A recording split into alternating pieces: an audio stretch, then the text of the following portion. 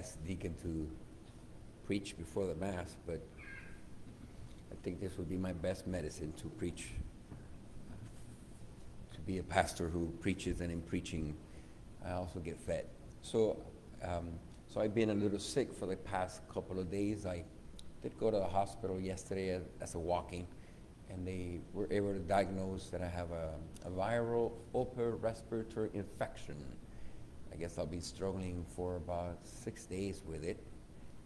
And then they gave me the medicine that I needed for the breathing part. My family, there's history of asthma, and every time I get a little flu or something like this, my bronchioles struggle to breathe. So I finally got the medicine, so I was able to rest the past 3 days, and now I'm coming down from the mountain after 3 days of much prayer and reflection and just, pondering about life and the fragility of our human condition and my calling as a priest and as a father, and the struggles that come to find a balance between ministering, giving, and also taking care of oneself, especially when you get sick. So thank you, Deacon, for helping out this yesterday and today with Father Giovanni. Just a few words from today's gospel.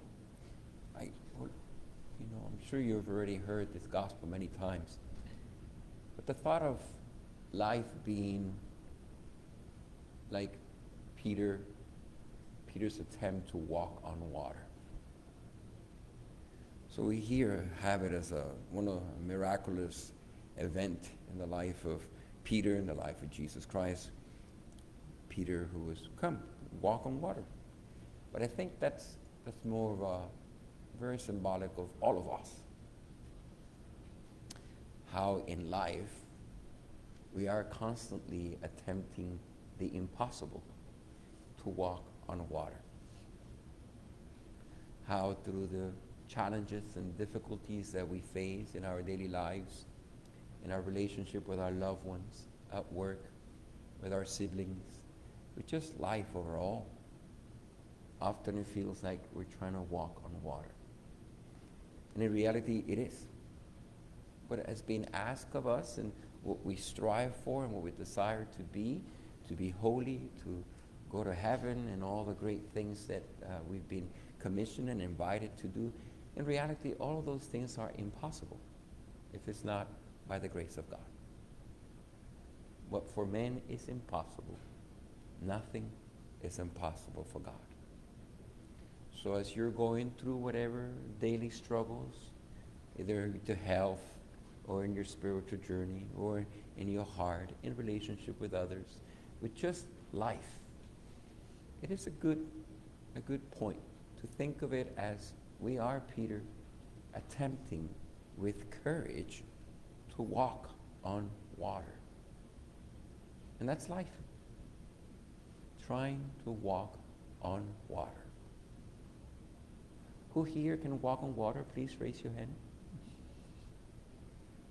Who here, if they keep their eyes focused on Christ Jesus, the one who says, take courage, it is I, do not be afraid.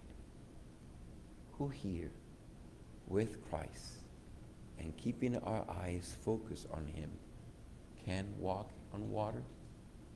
All of us can.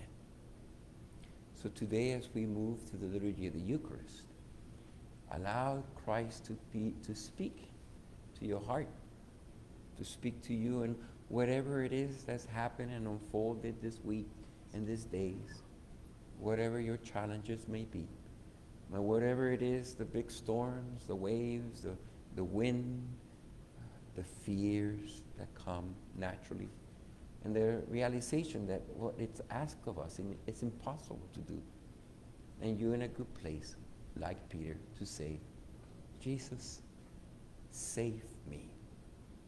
And that will be enough for him to reach out to you, to help you once more, and to continue walking on water.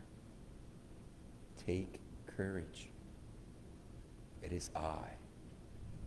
Do not be afraid.